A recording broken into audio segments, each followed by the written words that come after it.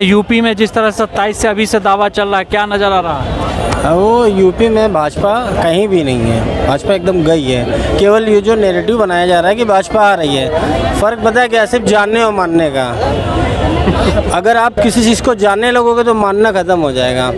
और जो पत्रकार बंधु है ना, वो सिर्फ करते क्या है, वो समझते ज़रूर हैं, सच्चाई सब कुछ जानते हैं, लेकिन जो परोस देती है ना जनता के सामने, भाजपा जो काम करती है ना भैया, वो कोई नहीं किया। क्या किया बताइए हमें। यूपी में 4 साल से भर्ती आई नहीं आई, पेपर लीक हो रहा, कंटिन्यू हो रहा है। भर्ती कहाँ आ रही भाई? बीएड करे मैं बैठा हूँ, 5 साल से वैकेंसी नहीं आ रही, इंतज़ार उसी का कर रहा हूँ।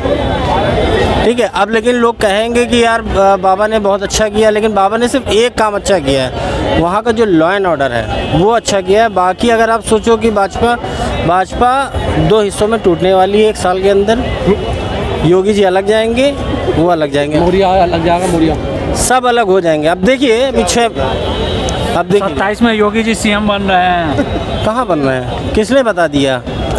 आप पहले जानिए उस जनता बोल रही है यूपी की। कहाँ बोले? मैं तो यूपी से हूँ, मैं तो नहीं बोल रहा हूँ बन रही। कैसे आप बता रहे हैं बन रही है?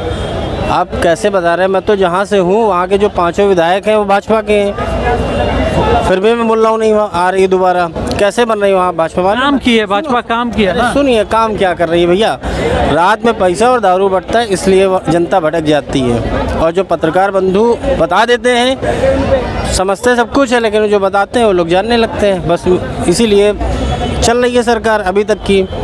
और कोई वो नहीं है कि सरकार क्या अच्छा कर रही है, कुछ भी नहीं अच्छा कर रही है। ये उत्तर प्रदेश ने जो सरकार ने जो काम जो करा है, सिर्फ व्हाट्सएप पे काम हो रहा है। बस व्हाट्सएप पे मैसेज आते हैं, योगी जी ने ऐसा कर दिया, मोदी जी ने वैसा कर दिया।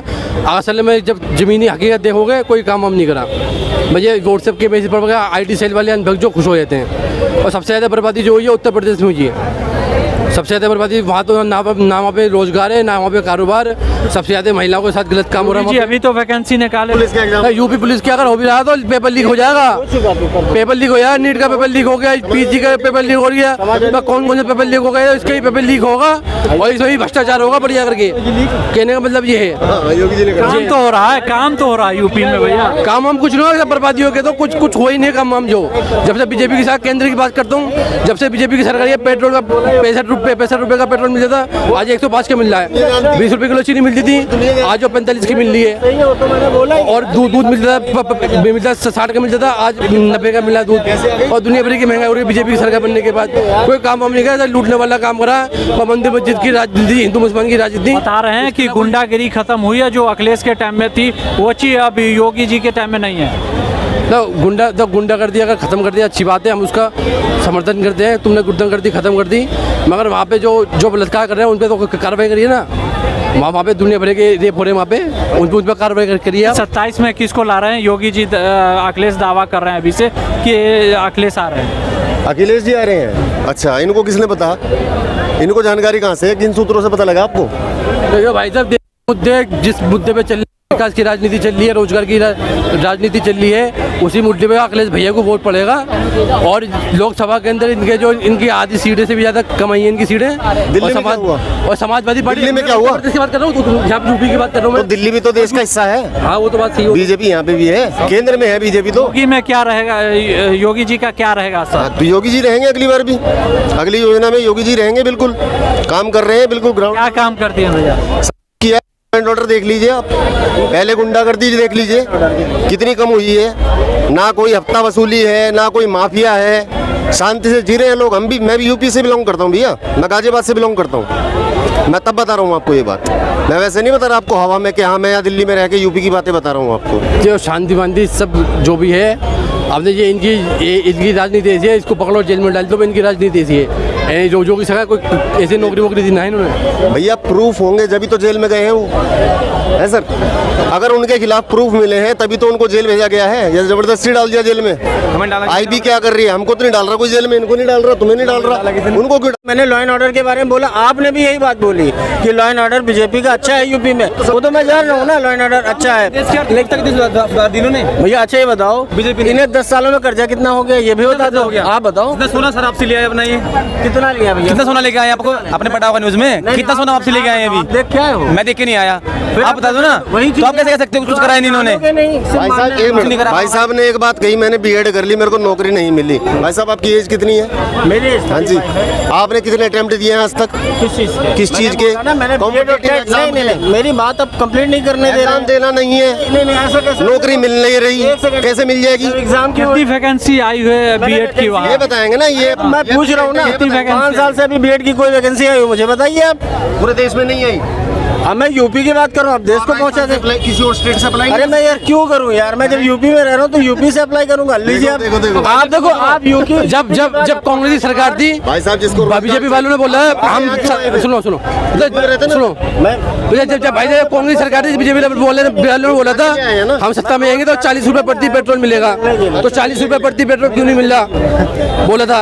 और जब जब सरकार बीजेपी की बन जाएगी 2-2 करोड़ नौकरी मिलेंगी, 2-2 करोड़ नौकरी कहीं को नहीं मिली। ये है ना मुद्दा यूपी का उठा के फेंक दिया। राजस्थान मैं में हिंदू के बारे में कहता हूँ कि भाई हिंदू 60% बचा है, बाकी का भी कितने देश है मुसलमानों के? 20 देश है, एक हिंदुस्तान पूरा नहीं है। 60% हिंदू है उसमें, क्या 60 हिंदू है पूरा देश, पूरा हिंदुस्तान में इतना हिंदू नहीं है और मुसलमान ज्यादा, उनके 10-10 बच्चे हैं। आपने कहाँ से देखा ये?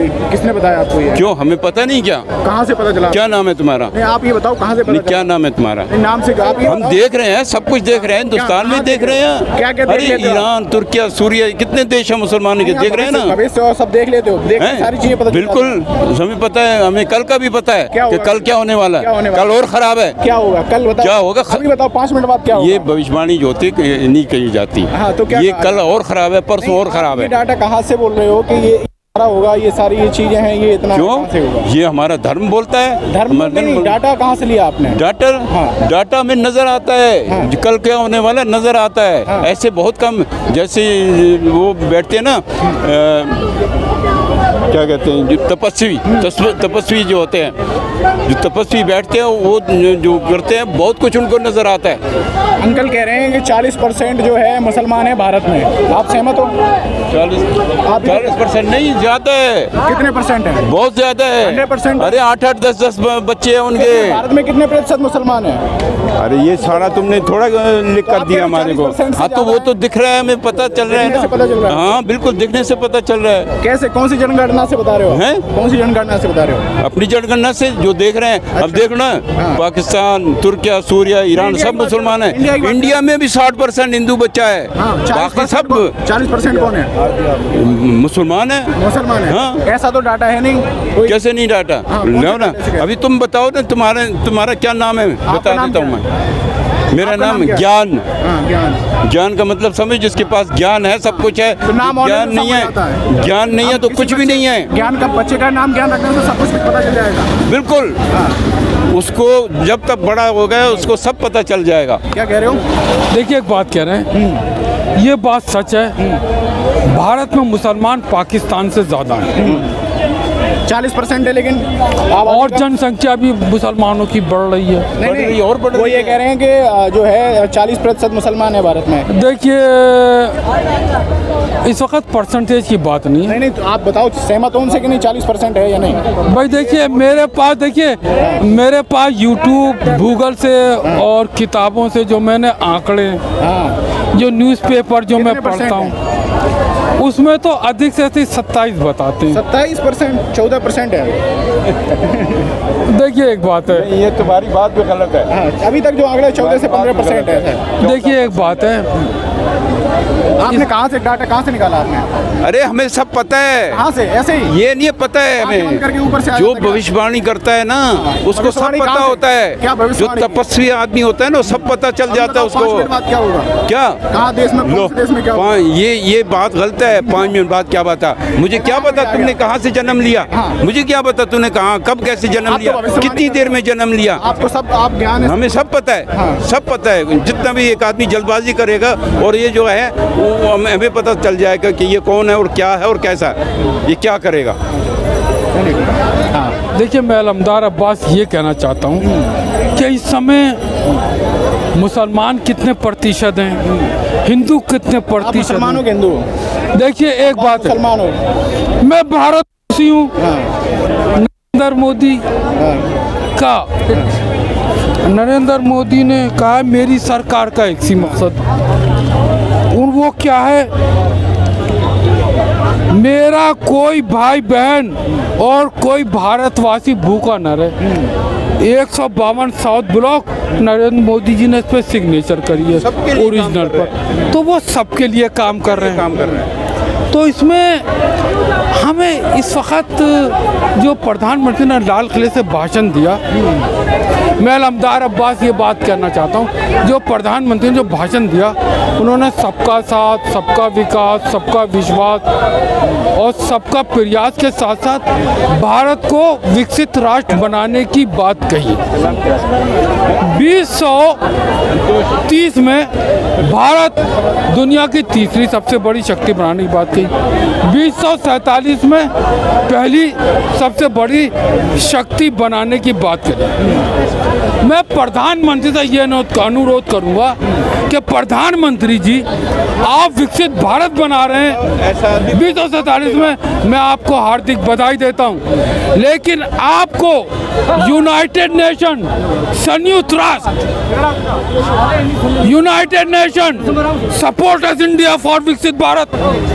इस वक्त यूनाइटेड नेशन संयुक्त राष्ट्र को भारत को विकसित राष्ट्र के लिए सपोर्ट करना चाहिए। अच्छा, एक बात जो अमेरिका और ऑस्ट्रेलिया के दबाव में। सुनो, राहुल गांधी ने कहा है कि जो भारत में जो है जातिगत जनगणना होनी चाहिए, और आरएसएस भी इसका कहीं ना कहीं सपोर्ट कर रही है, कैसे देखते हो इसे आप? देखिए, राहुल गांधी का तो ना तो कोई धर्म है, आज तक धर्म वाली बात छोड़िए, ना जाति। आरएसएस कह रही है कि जातिगत जनगणना होनी चाहिए। राहुल गांधी की तो खुद ही राहुल कोई गांधी जाति आरएसएस की बात कर रहे हैं। नहीं, आरएसएस को आप राहुल गांधी के साथ आरएसएस कह रही है कि जातिगत जनगणना होनी चाहिए, अगर इससे जो है पिछड़े वर्ग का अगर जो होता उत्थान होता है तो होनी चाहिए, कैसे देखते हो इसे? देखिए, भगवत मान जी ये नहीं कहते कि एक समुदाय का विकास हो। वो जो हिंदू की बात करते हैं वो एच से ह्यूमैनिटी की बात करते हैं, आई से इंटरनेशनल की बात करते हैं, डी से डेवलपमेंट की बात करते हैं, यू से यूनिवर्सल की बात करते हैं। उनका खुद भाषण मैंने सुना है रामलीला मैदान पे, वसुदेव कुटुंबकम, एक धरती, एक परिवार, एक भविष्य। तो आप बात सही कह रहा, ये बात जातिगत जनगणना की बात है, वो तो पहले राहुल गांधी ने उठाई थी। राहुल गांधी के तो खुद ही उसको अपनी जाति नहीं मालूम। आपको मालूम है? आपकी जाति मालूम है? इस वक्त आपको जाति गणना से देश का विकास नहीं होगा। आपको कैसे? देश का विकास होगा सामूहिक प्रयास से। क्या क्या प्रयास करने चाहिए? केंद्र सरकार के साथ साथ सभी प्रदेश सरकारें, सभी राज्य सरकारें, सभी केंद्र शासित राज्य सरकारें, जहां विधानसभा है, विधानसभा नहीं भी है, सबको क्या करें एकजुट होकर। कैसे एकजुट होंगे? हैं आपसी सहमति बनाने की जरूरत है। कैसे सहमति बनेगी आपसी? उसमें यह कि हमें राजनीतिक एक समन्वय बनाने की आवश्यकता। तो क्यों मोदी जी नहीं बना रहे समन्वय उस तरीके का? मोदी जी समन्वय हमेशा बना रहे हैं, आपसी सहमति बना रहे हैं, लेकिन नीति आयोग में कभी 11 मुख्यमंत्री बाइकाट कर देते हैं, कभी 8 मुख्यमंत्री बाइकाट कर देते हैं। एक मेरी बंगाल की ममता थी, उन्होंने कहा मुझको तो नीति आयोग में बोलने नहीं दिया। उनका हाथ किसने पकड़ा, उनके मुंह के ऊपर हाथ किसने रखा? ये निराधार आरोप है। को एकजुटता के साथ भारत का विकास करना चाहिए।